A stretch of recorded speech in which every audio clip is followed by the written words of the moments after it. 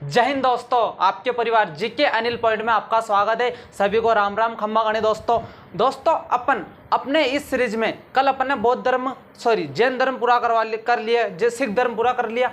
आज अपन पढ़ेंगे दोस्तों बौद्ध धर्म। हाँ दोस्तों, सही सुना आपने, क्या बौद्ध धर्म, बिल्कुल दोस्तों। क्या पढ़ेंगे आज अपन? बौद्ध धर्म के बारे में संपूर्ण जानकारी दोस्तों। क्या करेंगे? बौद्ध धर्म। अपन दोस्तों बौद्ध धर्म पढ़ेंगे आज। क्या पढ़ेंगे दोस्तों? बौद्ध धर्म। हाँ दोस्तों, आज बौद्ध धर्म पढ़ के पूरी बौद्ध धर्म पढ़ेंगे दोस्तों। बौद्ध धर्म में क्या है क्या नहीं दोस्तों। जैसे बौद्ध धर्म में का संस्थापक का महात्मा बुद्ध आएंगे। बौद्ध धर्म में एक ही महात्मा बुद्ध का जन्म परिचय से लेकर कितनी बौद्ध संगीतियाँ हुई, कितने त्रिपिटके, कितने अष्टांगिक मार्ग, कौन कौन से तो ये है, इसमें आचार आर्य सत्य, सारी संपूर्ण जानकारी। हाँ दोस्तों, सभी संपूर्ण जानकारी आपको इस क्लास के माध्यम से, इस वीडियो के माध्यम से मेरे द्वारा आपके तो क्या होगा दोस्तों, भेजा जाएगा। तो दोस्तों उससे पहले समझ गए क्या कहना चाहता हूँ मैं? लाइक और सब्सक्राइब कर देना। तो चलो दोस्तों, बौद्ध धर्म अपन फर्स्ट बात, बौद्ध धर्म बिल्कुल लिखा रहा है बौद्ध धर्म। हाँ दोस्तों, बौद्ध धर्म लिखा रहा है, तो इसका अपन क्या करेंगे? इसका संस्थापक देखेंगे बिल्कुल। तो बौद्ध धर्म के लाइन टू लाइन यहाँ से चलेंगे। बौद्ध धर्म के संस्थापक, फर्स्ट बात क्या देखेंगे? संस्थापक। अब दोस्तों संस्थापक कौन है? तो बौद्ध से आ रहा तो महात्मा बुद्ध होंगे, क्यों? बौद्ध धर्म है तो महात्मा बुद्ध है। क्या करेंगे दोस्तों? बौद्ध धर्म है तो महात्मा बुद्ध है। तो बौद्ध धर्म के संस्थापक महात्मा बुद्ध। क्या करेंगे दोस्तों? महात्मा बुद्ध। तो ध्यान रखना दोस्तों, महात्मा बुद्ध, ये ध्यान रखना दोस्तों, महात्मा बुद्ध। बौद्ध धर्म के संस्थापक कौन है? महात्मा बुद्ध। आया समझ में? बिल्कुल आ गया। इनका जन्म परिचय देंगे अब, क्योंकि इनके बारे में देखना पूरा। तो इनका जन्म कहाँ हुआ था, इनका पुत्र, इनकी पत्नी, इनकी माता, इनके गुरु, इन्होंने कहाँ शिक्षा ली, सारी जानकारी, कौन से इन्होंने क्या क्या कहाँ से ज्ञान प्राप्त की, मतलब इनका निर्वाण, परिनिर्वाण, संबोधित, सारी बातें देखते चलो दोस्तों। इनका जन्म देखेंगे दोस्तों। इनका जो जन्म है 563 ईसा पूर्व। हाँ दोस्तों, ईस्वी नहीं करने आपको, 563 ईसा पूर्व लुम्बिनी में हुआ था। कहाँ हुआ था दोस्तों? लुम्बिनी में। और लुम्बिनी कहाँ है आपको पता है? बिल्कुल है। कहाँ है? बिहार में है। कहाँ है? बिहार में। तो ध्यान रखना दोस्तों, कब हुआ था? 563 ईसा पूर्व। ऐसा पूर्व ऐसे लिख देता हूँ मैं, ध्यान रखना। कहाँ हुआ था? लुम्बिनी में हुआ था। कहाँ हुआ था दोस्तों? लुम्बिनी में। हाँ दोस्तों, लुम्बिनी में हुआ था। मात्रा पर, भावनाओं से समझना दोस्तों, बातों पर ध्यान देना है, शब्दों में ध्यान देना है, क्योंकि कभी गलत भी लिखा जा सकता है, नहीं लिखा जा सकता, बिल्कुल लिखा जा सकता है। तो ध्यान रखना दोस्तों, जन्म 563 ईसा पूर्व लुम्बिनी में। लुम्बिनी कहाँ है दोस्तों? आपको बताए कहाँ है? बिहार में। और ध्यान रखना दोस्तों, लुम्बिनी को आधुनिक रुमनदेही कहा जाता है। क्या कहा जाता है? लुम्बिनी को आधुनिक रुमनदेही। एक शिलालेख भी, तो ध्यान रख लेना, लुम्बिनी को आधुनिक रुमनदेही भी कहा जाता है। ये आप ध्यान रखना, मैं नहीं लिखूंगा। समझ गए? बिल्कुल समझ गए। अच्छा, जन्म के साथ अपन मृत्यु भी साथ में देख लेते हैं। बिल्कुल देख लेते हैं, क्योंकि जन्म तो मृत्यु भी देख लेते हैं। देखो दोस्तों, इनकी मृत्यु जो हुई थी 483 ईसा पूर्व। ओ ऐसी बात है। हाँ दोस्तों, ऐसी बात है। 483 पूर्व में तो प्रथम बौद्ध संगति थी। हाँ दोस्तों, 483 ईस्वी में प्रथम बौद्ध संगति पाटलिपुत्र वैशाली में हुई थी। कहाँ हुई थी? वैशाली में। हाँ, तो उस समय इनकी क्या हुई थी? मृत्यु हुई। तो ध्यान रखना दोस्तों, 483 ईस्वी में इनकी मृत्यु हुई थी। कहाँ हुई थी? बिहार में हुई थी। बिल्कुल। अच्छा दोस्तों, इनका जन्म देखेंगे दोस्तों। जन्म देख लिया अपन ने, फिर अब इनकी माता पिता सबके देखेंगे। पर एक बात ध्यान रखना, आपके मन में शंका आ रही होगी, तो इनका जन्म कब हुआ था? तो ये भी सही बात है, लिखवा दूं? बिल्कुल लिखवा दे। देखो दोस्तों, एक बात याद रखना दोस्तों। क्या याद रखोगे? इनका जन्म, ज्ञान प्राप्ति और मृत्यु, जन्म, ज्ञान प्राप्ति, मृत्यु कब हुई थी? वैशाख पूर्णिमा के दिन। वैशाख पूर्णिमा को ही बुद्ध पूर्णिमा कहा जाता है। बुद्ध पूर्णिमा को ही पीपल पूर्णिमा कहा जाता है। क्यों कहा जाता है वैशाख पूर्णिमा, पीपल पूर्णिमा क्यों कहा जाता है? क्योंकि उनको ज्ञान की प्राप्ति पीपल वृक्ष के नीचे हुई थी, इसलिए उनको पीपल पूर्णिमा। बिल्कुल। बुद्ध पूर्णिमा क्यों कहा जाता है? क्योंकि महात्मा बुद्ध का जन्म बुद्ध पूर्णिमा यानी वैशाख पूर्णिमा के दिन हुआ था, इसलिए बुद्ध पूर्णिमा। और ये समझ में आ गया? देख लो दोस्तों, कब हुआ था? जन्म, ज्ञान प्राप्ति और मृत्यु कब हुई थी? वैशाख पूर्णिमा के दिन। बैसाख या बैशाख, ये बैशाख है, बैशाख पूर्णिमा के दिन। कब दोस्तों? बैसाख पूर्णिमा के दिन। इन्हीं को अपन बुद्ध पूर्णिमा बोलते हैं। क्या बोलते हैं? बुद्ध पूर्णिमा बोलते हैं। इन्हीं को अपन पीपल पूर्णिमा बोलते हैं। क्या बोलते हैं? पीपल पूर्णिमा बोलते हैं। हाँ दोस्तों, इन्हीं को क्या बोलते हैं अपन? पीपल पूर्णिमा बोलते हैं। क्या बोलते हैं दोस्तों? इन्हीं को पीपल पूर्णिमा बोलते हैं। अच्छा दोस्तों, अब दोस्तों इनका जन्म के बाद इनके माता पिता सारे देखते हैं। देखो दोस्तों, इनके जन्म पिता का नाम देखो, इनका पिता का नाम दोस्तों, इनका जो पिता का नाम है ये था शुद्रोधन। क्या नाम था इनका? तो पिता का नाम शुद्रोधन था। पिता का नाम शुद्रोधन, माता का नाम महामाया, पत्नी का नाम यशोधरा, पुत्र का नाम राहुल। सारे बता दी? बिल्कुल बता, लिख दें। देखो दोस्तों, इनके पिता का जो नाम है, इनके पिता का नाम, माता का नाम, पिता माता पत्नी, पिता माता पत्नी और पुत्र का नाम अपन देखते हैं। साथ में देख लेंगे, अच्छा रहेगा, दिक्कत नहीं आएगी। देखो, पिता शुद्रोधन, क्या नाम है? शुद्रोधन। पिता का नाम ध्यान रखना दोस्तों, शुद्रोधन। पिता का नाम शुद्रोधन। शुद्रोधन कौन से वंश के थे? वंश का अर्थ है कुल, कुल का अर्थ है परिवार, परिवार का अर्थ होता है गोत्र। तीनों पर्यायवाची। वंश पूछ ले एक ही बात, गोत्र पूछ ले एक ही बात, परिवार पूछ ले एक ही बात। तो ध्यान रखना, वंश कौन सा? इनका शाक्य वंश के थे। कौन सा वंश के थे दोस्तों? ये शाक्य वंश के थे। शाक्य वंश के दोस्तों, ठीक है। माता का नाम महामाया था, महामाया था। माता का नाम जो था वो कौन सा था? माता का नाम कौन सा दोस्तों? तो महामाया था। ठीक है दोस्तों, माता का नाम महामाया था। पत्नी का नाम दोस्तों ये भी देख ले, इनका जो वंश था कोली वंश था। कौन सा वंश था दोस्तों? कोली वंश था, कोली वंश था, कोली वंश था। ठीक है। पत्नी का नाम यशोधरा। क्या नाम था? पत्नी का नाम यशोधरा था। दोस्तों पत्नी का जो नाम है यशोधरा, पत्नी का नाम दोस्तों क्या है? यशोधरा। हाँ दोस्तों, पत्नी का नाम क्या है? यशोधरा। अच्छा, पुत्र का नाम क्या है? राहुल। ध्यान रखना, इनका जो विवाह हुआ था 16 वर्ष की आयु में विवाह हो गया था। 16 वर्ष की आयु में विवाह। सारी इंपॉर्टेंट बातें बता रहा हूं दोस्तों आपको मैं, ध्यान रखना। इसलिए आपके परिवार को सब्सक्राइब अवश्य कर देना, लाइक अवश्य कर देना, अपने दोस्तों तक अवश्य भेज देना। ठीक है दोस्तों। हाँ, अब ये बात समझ में आ गई। इसका पुत्र का नाम था, इनके महात्मा बुद्ध के पुत्र का नाम राहुल था। राहुल का अर्थ होता है सभी बंधनों से मुक्त। क्या होता है? सभी बंधनों से मुक्त। राहुल का अर्थ होता है सभी बंधनों से मुक्त। राहुल का अर्थ होता है सभी बंधनों से मुक्त। हाँ दोस्तों, क्या होता है? राहुल का अर्थ होता है सभी बंधनों से मुक्त। ये बात दोस्तों अब देखते हैं। इनका एक बार रिवीजन करवा देता हूँ। बौद्ध धर्म के संस्थापक महात्मा बुद्ध है। महात्मा बुद्ध का जन्म 563 ईसा पूर्व लुम्बिनी बिहार में होता। लुम्बिनी को आधुनिक रुमिनदेई कहा जाता है। मृत्यु 483 ईसा पूर्व में प्रथम बौद्ध संगति के समय हुई थी।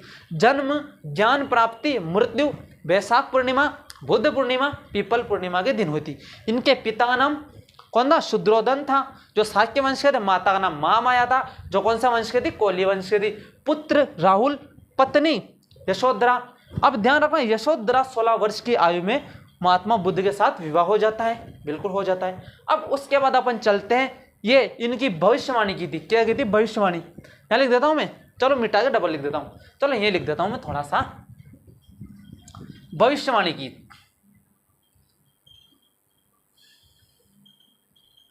भविष्यवाणी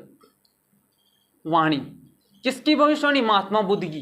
किसने की? कौंडिन्य ने की। कौंडिन्य भी आ सकता है या कोलदेव भी आ सकता है, तो दोनों में से याद रख लेना, ऑप्शन देख लेना, कौंडिन्य या कोलदेव, दोनों में से एक ही आएगा। तो अधिकतर पूछा गया कौंडिन्य ज्यादा, तो मैं कौंडिन्य लिखता हूं। यहाँ क्या लिख सकता हूं?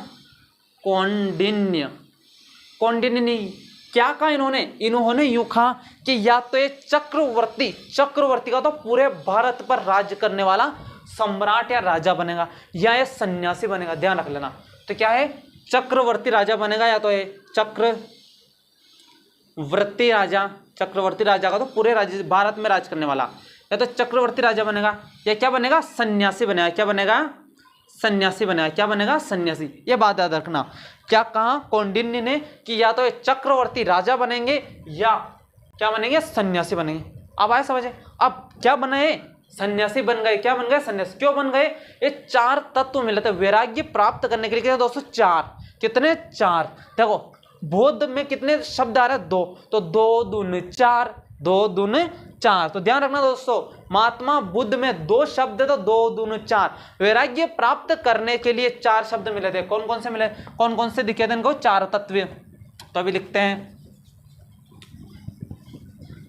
4 तत्व दोस्तों में। 4 तत्वों में देखते हैं क्या क्या है।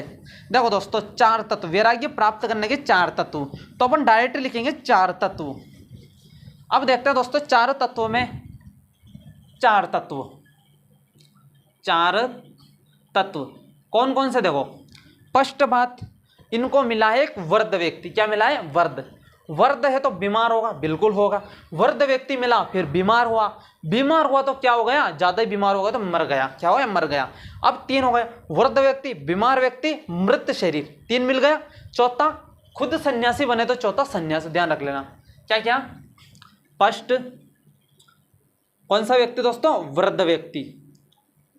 वृद्ध व्यक्ति मिले, बिल्कुल मिला वृद्ध व्यक्ति। दूसरा मिला इनको क्या मिला दोस्तों, बीमार व्यक्ति। बीमार व्यक्ति, दूसरा इनको क्या मिला, बीमार व्यक्ति, बिल्कुल बीमार व्यक्ति मिला। तीसरा दोस्तों इनको मिला, बीमार के बाद क्या हो गया, मृत शरीर। क्या मिला दोस्तों इनको, मृत शरीर मिला। अच्छा, और क्या मिला, चौथा इनको मिला सन्यासी। सन्यासी, क्या मिला, सन्यासी। तो इन्होंने तीनों को तरफ देखा।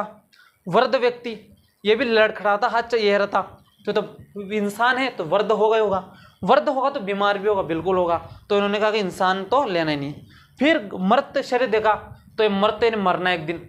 और उनको उन्होंने देखा सन्यासी जो सबसे हंसी मुसी, कोई ना तो आगे ना पीछे। तो इन्होंने कहा कि ये ऑप्शन चुनते। क्या करते हैं, ये ऑप्शन चुनते हैं। तो ध्यान रखना, ऑप्शन चुना इन्होंने तो क्या बनाए, चक्रवर्ती सम्राट की जगह क्या बनाए, सन्यासी बन गए। यह बात ध्यान रखना दोस्तों। क्या बात ध्यान रखना कि सन्यासी बने थे। 4 तत्व में पूछ सकता है कि महात्मा बुद्ध को ज्ञान या वैराग्य प्राप्त करने के लिए निम्न में से 4 तत्वों में से नहीं है।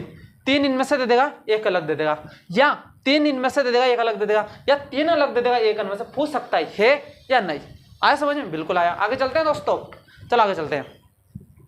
एक क्या थी, एक इंपॉर्टेंट शब्द पूछ थी, महानिष्क्रमण। महाविनिष्क्रमण क्या है, घटना आती है, महाविनिष्क्रमण, महापरिनिष्क्रमण, महाविनिष्क्रमण,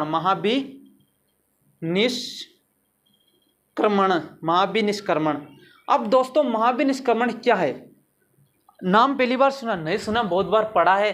तो ध्यान रखना, महाविनिष्क्रमण, निष्कार होता है निकलना। कहां से, घर से। निष्कार होता है दोस्तों निकलना, कहां से, घर से। तो ग्रह त्याग करने की घटनाओं क्या कहा जाता है, निष्क्रमण कहा जाता है। क्या कहा जाता है, निष्क्रमण, महाविनिष्क्रमण। तो ग्रह त्याग करने की घटना को ध्यान रखना, ग्रह त्याग की घटना को क्या कहा जाता है, महाविनिष्क्रमण कहा जाता है। महापरिनिर्वाण आता है, धर्म चक्र परिवर्तन आएगा, संबोध्य आएगा। तो डरना मत, जब तक मैं हूं आपको डर नहीं लगने दूंगा। तो क्या है, महाविनिष्क्रमण। ध्यान, निष्क्रमण शब्द ढूंढना। निष्क्रमण का अर्थ होता है निकलना। क्या होता है दोस्तों, निष्क्रमण का अर्थ होता है निकलना। कहां से, घर से। तो घर त्याग करने की घटना को महाविनिष्क्रमण कहा जाता है। कितने वर्ष की आयु में उन्होंने घर त्याग किया था, 29 वर्ष की आयु में। कब दोस्तों, 29 वर्ष की आयु में। 29 वर्ष की आयु में इन्होंने क्या किया था दोस्तों, घरों को त्याग दिया था। यह बात ध्यान रखना, बिल्कुल याद रखना। तो इन्होंने घर त्याग किया था, तो कौन से घोड़े में गए थे, इनके साथ कौन सा सारथी गए थे, तो द्वारपाल पे खड़ा था, कौन गया था। देखते हैं दोस्तों, इनका जो सारथी पूछ सकता है आपसे। क्या पूछ सकता है, सारथी। इंपोर्टेंट भी आ सकता है कि महात्मा बुद्ध ने घर त्याग किया था, जब कौन सा सारथी था। एक घोड़ा पूछ सकता आपसे। क्या पूछ सकता, घोड़ा। तो 2 शब्द याद रखना, सारथी ध्यान रखना, सारथी, छंदक।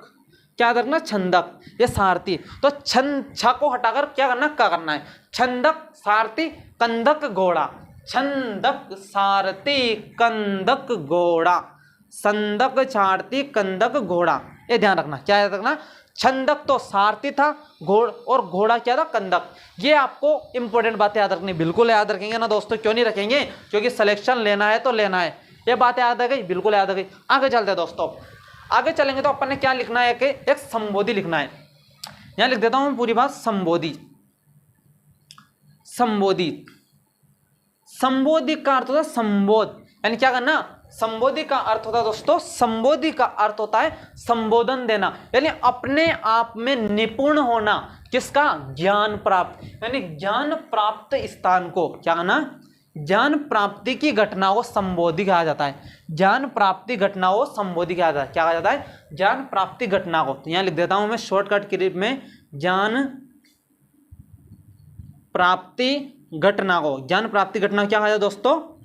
संबोधि कहा जाता है। तो फिर मैंने बताया था संबोधि ज्ञान, बिल्कुल। ज्ञान प्राप्ति कौन से नदी के किनारे, कौन से वृक्ष के दिन, किस दिन, किस स्थान में, सभी बताऊंगा दोस्तों मैं। देखो, स्थान पूछ सकता आपको, बिल्कुल पूछ सकता स्थान। वृक्ष भी था, बिल्कुल था वृक्ष, बिल्कुल वृक्ष। और क्या? और नदी पूछ सकता आपको। और आपको ये तो याद है कौन से दिन? बैसाख के दिन, बैसाख पूर्णिमा, बुद्ध पूर्णिमा, पीपल पूर्णिमा के दिन इनका क्या होता दोस्तों? ज्ञान प्राप्ति थी। बिल्कुल समझ गए? बिल्कुल समझ गए। देखो, स्थान बोध गया में। कहाँ? बोध गया। कहाँ है दोस्तों बोध गया? बिहार में। कहाँ है? बिहार में। इनको क्या हुई थी?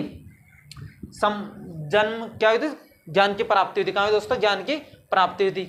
वृक्ष पूछ सके तो पीपल के वृक्ष के नीचे, और पीपल नहीं दिखे तो क्या दिखे? बोधि वृक्ष दिखे। क्या दिखे?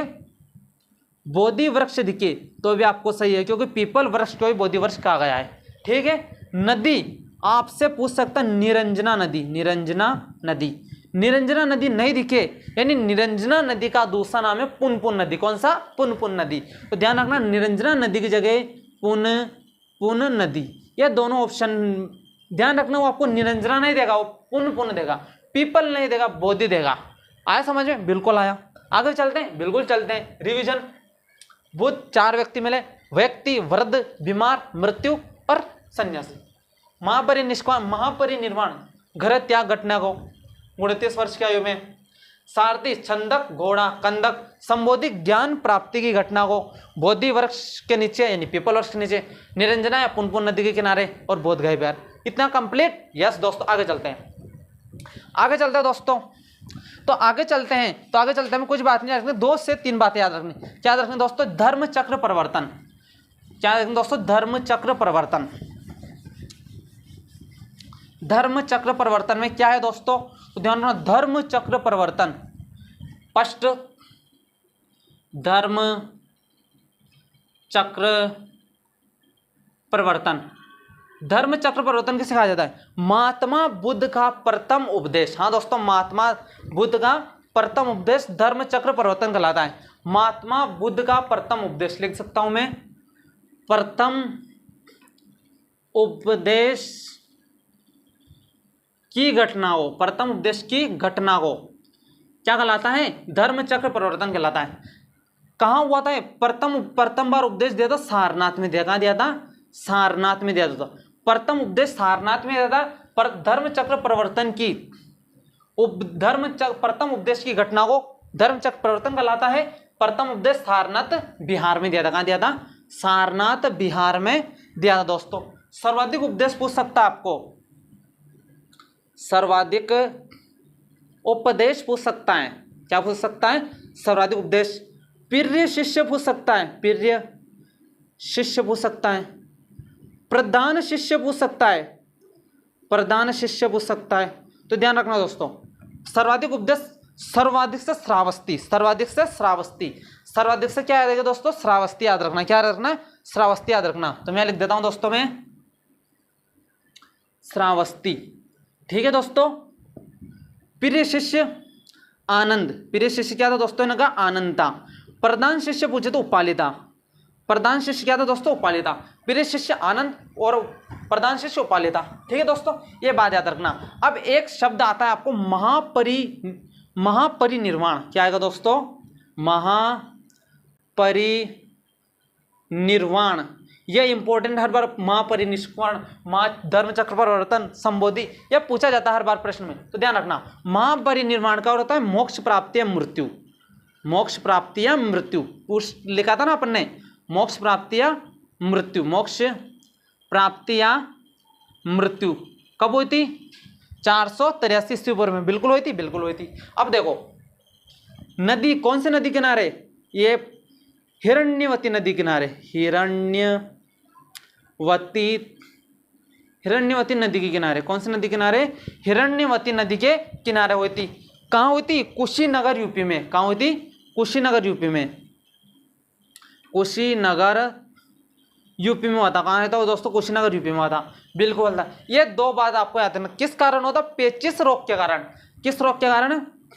पेचिश रोग के कारण इनकी क्या हुई थी? मृत्यु हुई थी।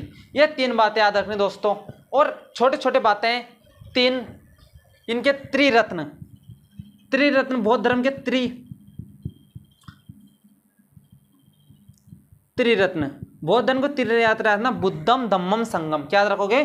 बुद्धम धम्मम संगम, बुद्ध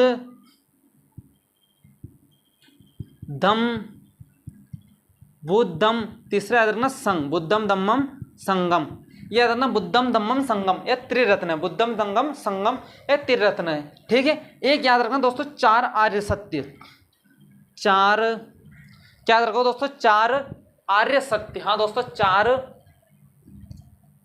आर्य सत्य, 4 आर्य सत्य, 4 आर्य। क्या याद रखोगे? पहला याद रखना दुख, क्या याद रखना? दुख। दूसरा याद रखना दुख का कारण, क्या याद रखना? दुख का कारण, दुख का कारण निवारण, यानी क्या याद रखो? तीसरा याद रखना दुख के कारण का निवारण। तीसरा क्या याद रखोगे दोस्तों? दुख के कारण का निवारण, कारण का निवारण। चौथी बात रखना, दुख के कारण का मार्ग। निवारण हो गया दुख, तो दुख का कारण ढूंढो, दुख का कारण ढूंढो, दुख का निवारण करो। निवारण करके देखना मार्ग, कौन से मार्ग से जाना है, इसको हटाना है हमेशा के लिए। तो दुख के कारण का मार्ग, दुख के कारण का मार्ग, ये आपके 4 आर्य सत्य। तो ध्यान रखना, त्रिरत्न में बुद्ध धम्म संघ, आर्य में दुख, दुख का कारण, दुख निवारण मार्ग, और दुख निवारण, दुख के कारण का निवारण, ये 4 आर्य सत्य। दोस्तों ये अपनी बौद्ध धर्म की कुछ बातें हैं, अभी तो और बातें हैं दोस्तों, तो अगली नेक्स्ट क्लास में मिलते हैं दोस्तों। ये सेशन अच्छा लगा हो तो अपने दोस्तों अवश्य भेजना दोस्तों। फिर मिलते हैं अगली क्लास में। थैंक यू, जय हिंद, जय भारत, जय हिंद दोस्तों।